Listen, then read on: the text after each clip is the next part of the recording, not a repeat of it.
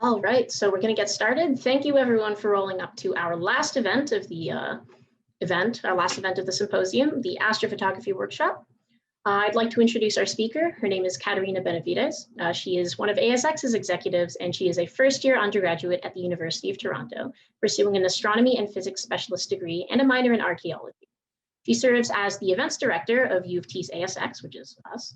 She is a member of the Royal Astronomical Society of Canada and one of the youngest volunteers at York University's Alan L. Carswell Observatory. She was labeled one of the most outstanding graduates of 2020 at Leaside High School in Toronto and has an extensive passion for astrophotography, stellar astrophysics, and physical cosmology.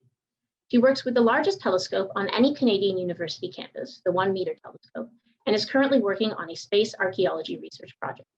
Katerina would prefer if you ask your questions throughout the event, and she'll take them at intervals during her presentation. So without further ado, take it away, Katerina. Thank you for the wonderful introduction, Julie. I am very lucky to be here. I'm excited to be able to share some images captured by the observatory staff with you. I'll be taking you through the mechanics of telescopes, brief you through some astrophotography history, shout out to my PHY 151 and 152 classmates, and what my wonderful crew has put together under the Alan I. Carswell Observatory name. More importantly, however, how exactly we managed to take these images, whether they be by massive $1 million pieces of equipment, older telescope models, or your phone. Courtesy of my lovely coworkers, June Parsons and Senna Withers, for some of the images you'll see. Any burning questions you may have, I will attempt to answer throughout, as Julie mentioned. So to begin, telescopes are very useful tools that can be used for research or for casual everyday use. We will be discussing how light is used by these telescopes to create images.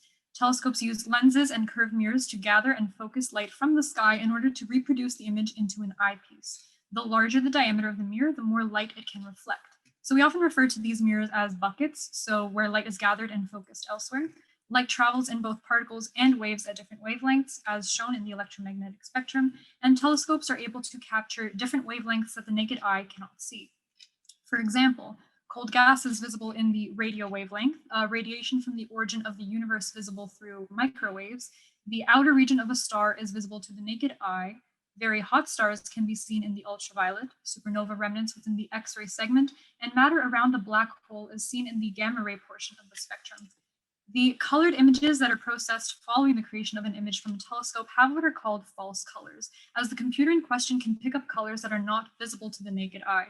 These wavelengths are then transcribed into colors that we can see. Since the Earth's atmosphere blocks a lot of the incoming radiation from space, we have built stronger telescopes to see through the haze and into the cosmos above. Even some visible light is greatly awry due to the atmosphere, which led to the creation of telescopes such as Hubble, which orbit outside of the Earth's atmosphere, gathering far clearer images to be processed. There are plenty of components in a telescope that determine the focus and magnification of an image. Primarily, the focal length determines the view angle of the lens, which implies that a longer focal length creates a wider view and vice versa. Magnification, on the other hand, is determined by image sharpness and what it is you will be looking at. Angular magnification of a telescope is given by the focus length of the objective lens in a refracting telescope, whilst in a reflecting telescope through a primary mirror. So a bit of astrophotography history. Telescopes and the concept of catching a closer glimpse of the heavens above have been around for centuries. One of the earliest telescopes was invented in 1608 by Hans Lippershey, but 2 years following the decline of his possible patent, Galileo Galilei came up with a slightly improved design. Many problems arose, however, such as a very low field of view and chromatic aberration, but given the limitations of equipment at the time, it does not come as a surprise. To expound on exactly what chromatic aberration is, it is the failure of the equipment to fully focus the image where the electromagnetic radiation through several different angles results in odd-colored specks in the image. Galileo proved the heliocentric model, discovered the 4 largest moons of Jupiter, as well as the phases of Venus in that time. Post-Galileo came Sir Isaac Newton's model, the simplified reflecting telescope, as shown on screen. Given the many developments of lenses by that time, finally, after many years of chromatic and spherical aberration, an achromatic lens was produced to avoid it. One can say that it was about time. The 20th century was a breeding ground for telescopes that came into the other segments of the electromagnetic spectrum. Now we have the Messier Marathon. So the Messier list is a list of 110 astronomical objects compiled by astronomer Charles Messier in 1781. The list includes nebulae, galaxies, and star clusters, which are some of the most beautiful objects in the night sky.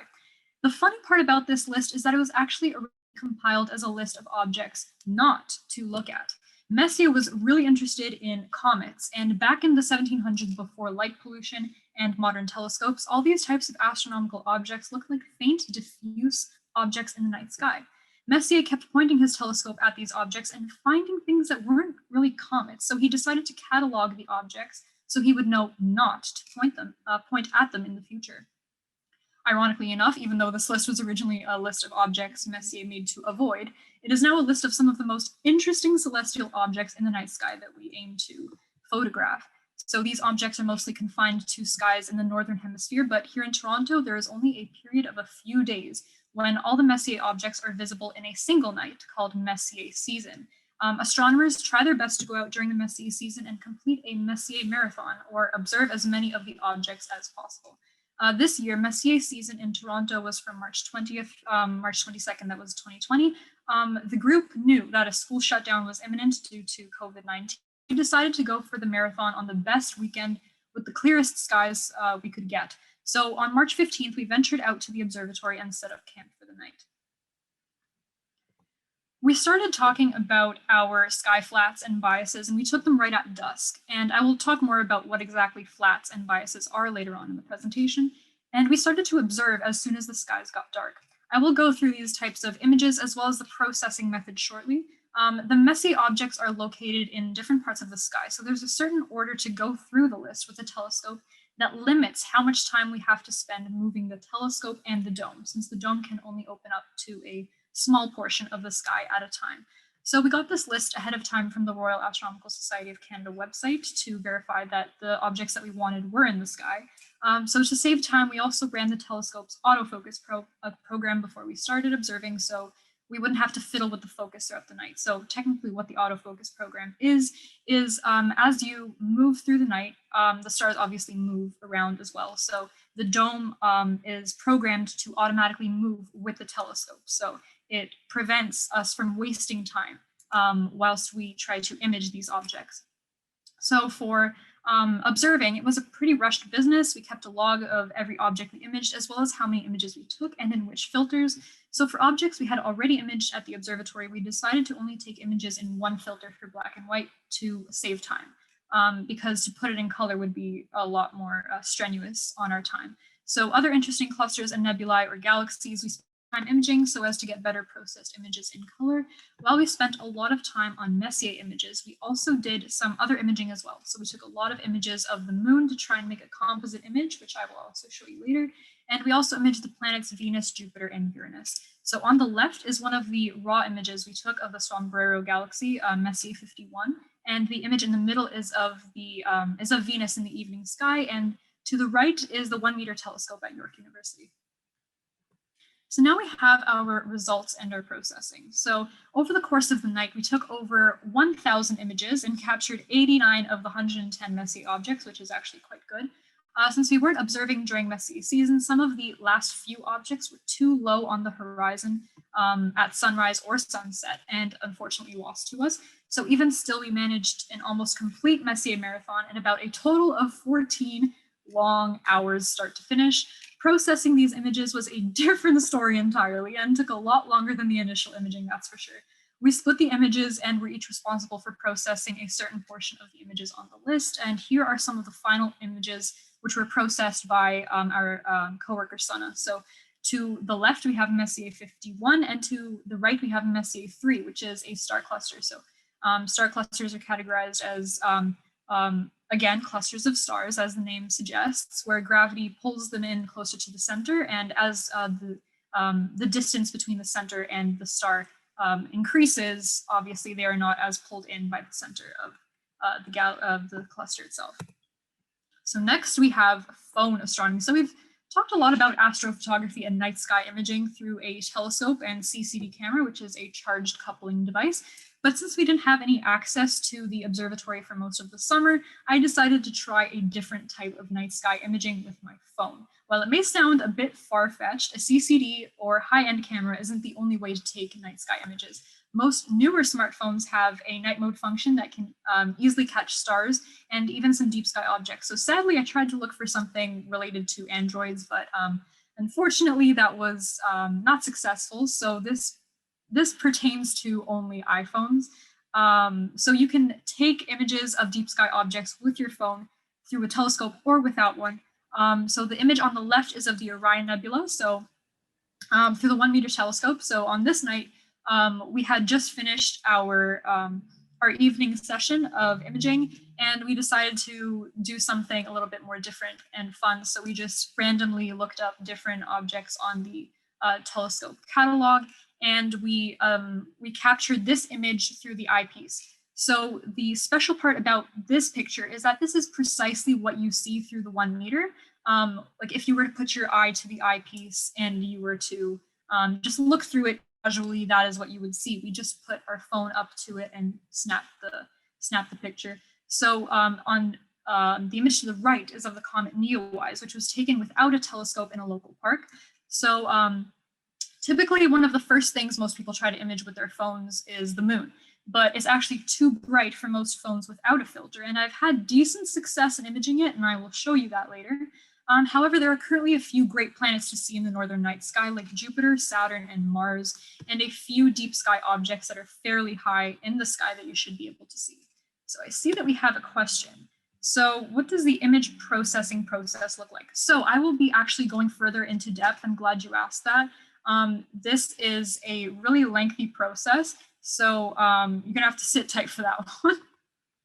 All right, so how you can image at home. If your phone is compatible, all you'll need to take night mode images with lots of stars is a clear, dark sky and a stable mount for your phone or camera. That is generally favorable, although it is not completely necessary. Any stable tripod that fits a phone will do, and my personal favorite way to position a phone is just laid flat on a table with the camera facing up so that I can get a wider field of view. I can get a lot of the sky in one shot with minimal obstruction from nearby buildings. As for location, you don't necessarily need to find incredibly dark skies. So any sky outside of a large city core would be okay. But the more rural you go, the better your pictures will be, naturally. In the images below, you will be able to see the Milky Way's band stretching across the sky. So the Milky Way is clear in the image on the right because that image was taken in a rural area in central Ontario. The image on the left, however, was taken in a GTA suburb, and there are still vastly more stars in this image than I can see with my naked eye, even if my eyes are adjusted to the darkness. If there are certain astronomical objects you'd like to try and image, such as clusters or galaxies, it's best to image them when they are highest in the sky, but be warned it's difficult to get zoomed in shots of deep sky objects with a phone camera. So typically what I like to do is I like to refer to the Royal Astronomical Society of Canada website to find out exactly when these objects are highest in the sky, so that when I place my phone flat on the table, I will be able to capture it with the most ease. And I typically like to do it not necessarily like at home in Toronto, but I like to go a little bit further north where there are less buildings and less light pollution. So most images are zoomed out images of the whole sky with only the brightest deep sky objects visible. Okay, next we have night mode on your phone. So this is a critical point of your astrophotography career. So you need to find the night mode on an iPhone. So all you need to do is to go into the camera app and point your phone skyward in low light, and make sure you don't have any bright lights in the field of view. If you're in your backyard, it's best to make sure all your lights are off. So once you have your phone stably positioned towards the sky, you should see a small yellow icon in the top left corner with exposure time. So more on this exposure time later, but I'll brief on it. So click on this icon and a scale will appear on the bottom of the screen. So use this scale to select exposure time. With an unstable mount, you might only be able to get up to 10 seconds of exposure. However, if your phone is well stabilized and has been still for a little while, you can take up to 30 seconds. So the longer the exposure time, the more light your phone's camera will be able to collect and the more stars the camera will detect. So typically when we do imaging with larger telescopes and larger images, we like to use 1 minute exposures instead of 10 to 30 seconds because it gives us more ability to gather all of that light and make it a clearer image. I see we have another question. Could you recommend a good all-around telescope for at-home use that is also potentially portable? So yes, I can. The one that I have sitting over here right behind me is my reflecting telescope. I'm gonna speak more on exactly what brand this is and all that good stuff. So in terms of specifics, I can't name it off the top of my head, but I can email it to you, can send you a message and let you know exactly what kinds there are. Like it depends on your price range. It depends on what exactly you are considering. If you want just a simple model or if you want something that's a little bit more high tech, it really depends on your needs. So it takes a lot of good research to, it's to each their own. It's kind of like in Harry Potter, how they have wands that are specific to that individual. Such as for a telescope. That telescope is going to be with you for a very long time, so it needs to be something that you can use on a daily basis. So next we have the editing of images and actually finding those objects. So here's an example of two deep sky objects in one image. So it's in the picture to the right. In the middle, the faint oval smudge is the Andromeda galaxy. And to the lower left, we've got the double cluster in Perseus. So the image on the left is an unedited version of the image on the right, whereas I use the iPhone photo editing tools that are built into the camera to edit, but you might be able to achieve better results with another third-party app or computer program. So if you just take the picture with your phone, upload it to your computer or other device, you can be able, you can get a better result through that. An easy way to identify objects in the night sky is to use constellation boundaries and shapes as reference. So in the image below, I used the stars in the constellation Cassiopeia, whose stars make a W shape to position my camera best for those specific objects. I see there was something in the chat. Oh, okay. Oh, that was just me passing on the paragraph that you gave me a while ago about telescope recommendations. Oh, perfect. That's wonderful then. Okay, great. Good stuff. Thanks, Julie.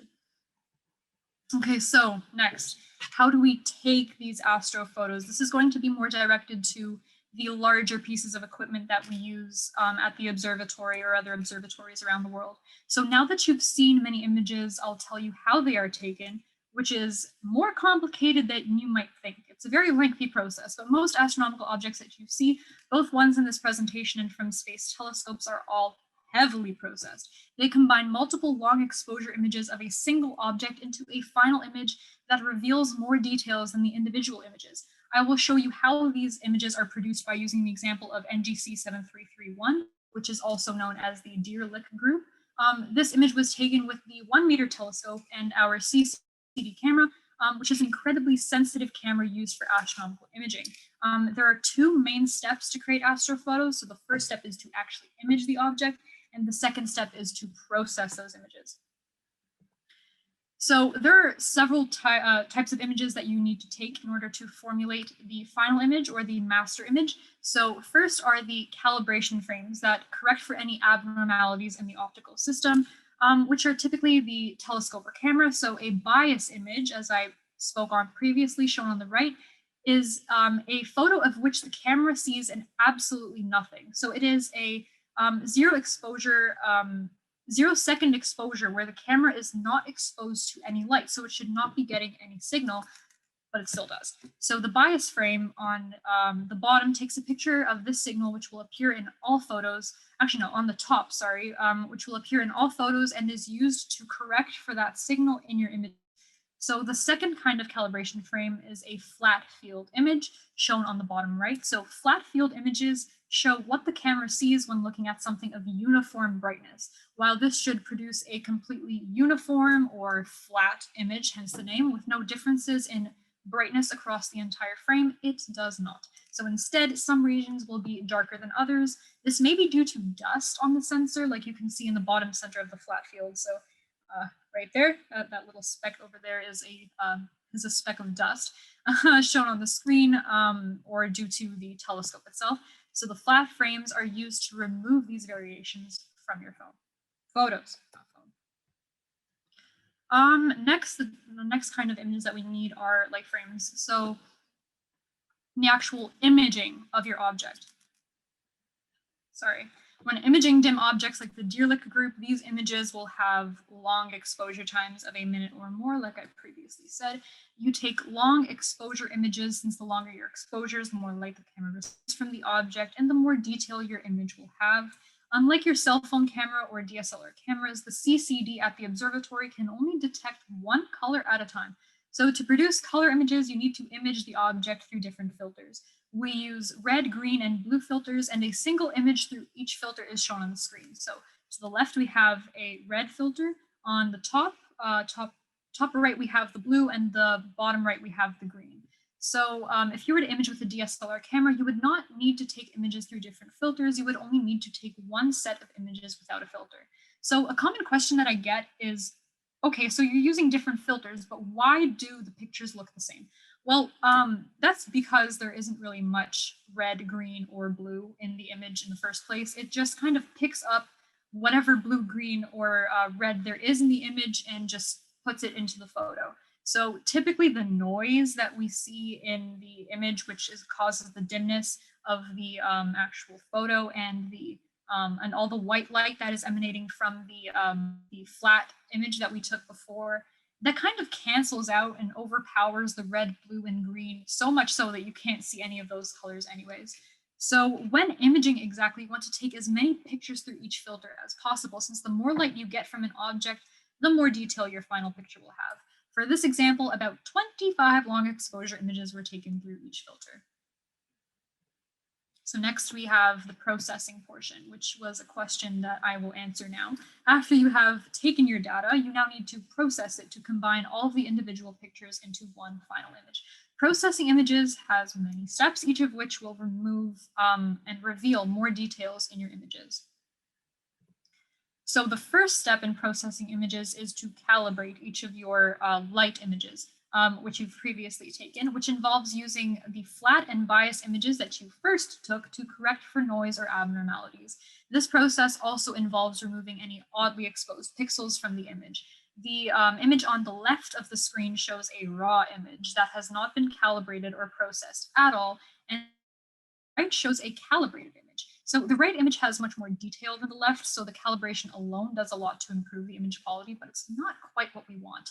The next step is to align the images. So due to the Earth's rotation, the stars appear to move through the sky during the night, and this will mean the stars will move across the field in the images. So many telescopes, including the 1 meter, will track stars, so it will move with the object during observations so that the stars stay in the same place in every image. However, this tracking is not always perfect, sadly, and the stars will often drift slightly throughout the field, so you have to manually move it. Star alignment will move the images to make sure the stars stay in the same place in every image, allowing them to be stacked. So what exactly is stacking? I will be talking about that now. After calibration and star alignment, the next step is to combine all of the photos in a given filter into one image, called stacking. So when we use red, green, and blue filters, you end up with 3 stacked images, one incorporating all the red, one all the green, and one with all the blue. So these are created by taking the average signal across each pixel, each individual pixel from all of the single images, and it reveals more details in the individual calibrated frames. So you can now see more of the main galaxy and the smaller galaxies to the right of it, and they are more defined than before. So these are called master images and will be used to generate a color image later. So the image on the left is the master red image and is the same one which was shown on the last slide. And you can notice a couple of issues with it, such as the edges being brighter than the center. This is all due to the background, which is essentially just noise that is produced when stacking the images. You don't want that to show up in your final image, so you need to remove it. So we call that naturally background subtraction. The image on the right shows the master red image with its background subtracted, and again, you can see more of the galaxy than before. So when working with images in different filters, you need to remove the background from each single master image, and the background subtraction is often done more than once to remove as much noise as possible. So after the background correction, you will then combine the red, green, and blue master images into a colored image, which is shown on the left. So after this combination, you will need to remove the background again, and it will result in an image similar to the middle image. So removing the background this time has gotten rid of the reddish color through the middle of the image. However, there are still a couple of problems with this image. There is a green tint on the outside.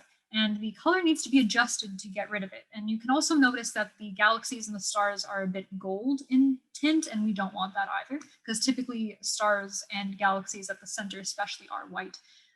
So to fix this, the color needs to be adjusted. So it will get rid of any color excess, and the result of these steps is shown in the right image. So now we have our final step. So while this picture looks pretty nice, there are still a few more things that need to be done to make it look even better. So one of the last steps involves removing noise, such as grain and any other undesirable features in the image. So finally, this last step is to use intensity transformations to adjust the color and brightness of the image, and several examples of different transformations are on the screen. This is like a contrast tool that adjusts the intensity profiles of the image to reveal more details, and can be used across all colors in the image or with specific colors. So in this case, the blue channel is enhanced slightly to give the galaxy more color. Intensity transformations can be used to add false color, as I previously spoke on, and is used to do more than just that. The ideal result you obtain from using intensity transformations is an image with a dark background, but with a lot of detail from your object. After all that, you now have a lovely final processed image. So while this is the general method used for processing astrophotos, the details of it vary depending on if you're using a multicolored camera or if you're using one with filters. So there are many more processing tools out there that you can apply to images to enhance details, but this is in general the process that will be used when processing astrophotos. So while most steps in this process are scientific, requiring things to generate good results, the last step with the intensity transformations is more artistic, as you can make the images unique, allowing processed astrophotos to look different even when generated from the same data set. So I see we have a couple of questions. Oh, we have a question. Sorry if I missed it. Which camera phone do we use to zoom in to get these pictures? So in terms of what camera and phone, so typically you would want to use a DSLR camera or a CCD camera. So CCD stands for charge coupling device. So these cameras are typically the ones that are used for astrophotography in general. But in terms of zoom, zoom on the phone is rather good, but only to a point, because after a certain point, as you can notice from when you take zoomed in photos regularly, they tend to get very blurry. And that's typically not what we want. So we try to take a larger field view so that we can catch as many of the brighter objects, which is why I spoke on it earlier. It was that we can't have dimmer objects. We can't photograph dimmer objects as the brighter ones.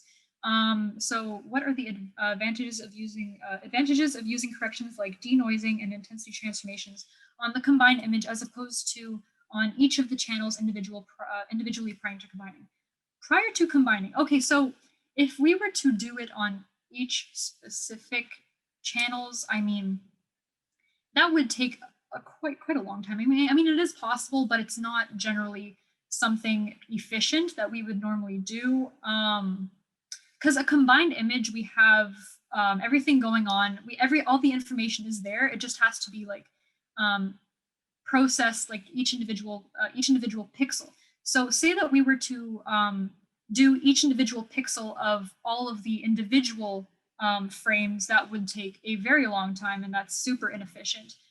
So typically we want to do it through a combined image where we can just analyze, we can analyze one pixel in comparison to 25, right? So it just in general saves us a lot of time. Do you have another question? Oh no, okay, good stuff. So we have an example of this artistic ability to process the astrophotos, like I mentioned earlier. So an example of this are two images of the Crab Nebula shown on the screen. So these two images are made from the same data set taken with the same telescope, but were processed by two different people. Sana processed the one on the right, and the other staff member, June, processed the one on the left.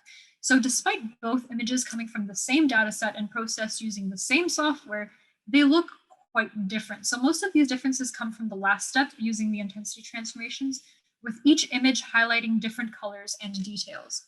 So here, a few slides are just going to be examples of the images that we've taken and how vibrant we've managed to make them in terms of color. So the Eastern Veil Nebula is a very beautiful nebula because it looks like it's called a veil because of it's kind of has consistency to that of a tablecloth or just a veil, hence the name. Next, we have NGC 7640, Messier 15, which is another star cluster, as I previously spoke on. NGC 6503, the Orion Nebula, which happens to be my favorite nebula. Messier 42.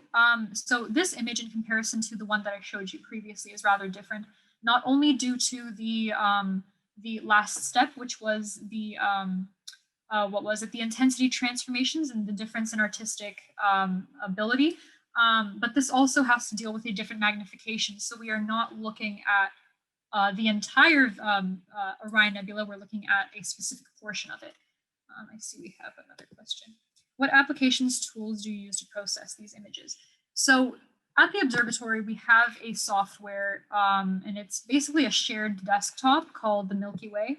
And it's basically a built-in software that is basically with the telescope that we use to process it, because again, each individual telescope has its own software and its own ability. So with the one that we use in the telescope, it's just a specialized software that helps us to stack, where we can just put images on top of each other, reduce. It's a very lengthy process, and this software has done great stuff for us. There's different software for the 40 centimeter telescope that we have at the observatory, as well as the 60 centimeter. But typically what we want is a strong software, because we do a lot of computing. So we use a lot of code, and it has to be on a laptop, obviously, that can handle heavy code. So, to have a smaller computer, that doesn't really go out very well in terms of, time and efficiency. How long do we take to process this? So I guess it just depends. But if you're dealing with your phone, you have your camera already set in, you have your tools already set in. But with the observatory telescope, it's a little bit more of a lengthier process and a little bit of a more privatized thing. But generally, yeah, that's what we do. So next we have the Crab Nebula, which is similar to the other one that I showed you previously. Then we have the NGC 7789, Stephan's Quintet. So something about Stephan's Quintet, which I've always found rather interesting, is how they are positioned. These 5 galaxies, we have 1, 2, 3, 4, and 5. So when somebody comes up to me and asks me about Stephan's Quintet, I normally tell them first that I ask them to guess exactly, how far away that larger galaxy is from the other 4 smaller galaxies. And they typically tell me that it's just, a lot larger than the other ones. But in fact, the one in front is a lot smaller than the ones in behind. This is just due to the distance from our telescope to that galaxy and the light that comes off of it. So actually, the one that's closest to us, this big blue one over here, is a lot smaller than the other ones. It just happens to be closer to us.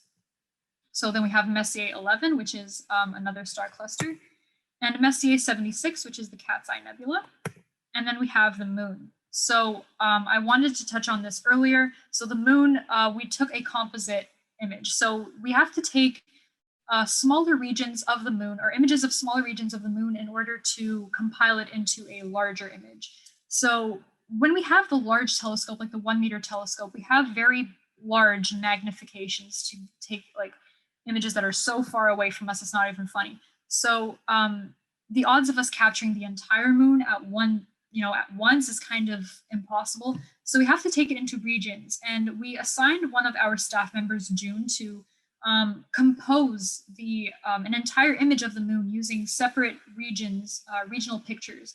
And this took him quite a while, because we have to get the brightness correct, we have to get the contrast, we have to make sure that it's seamless. And this normally takes a lot longer than one might think. So even with my own telescope that I have at home, it doesn't quite have a magnification that can give me the entire moon.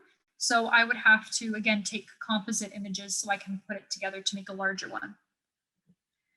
So here is my setup, and to give you a quick briefing on the equipment that I use, I have a 76mm model, 76,700 nacelle optics reflector.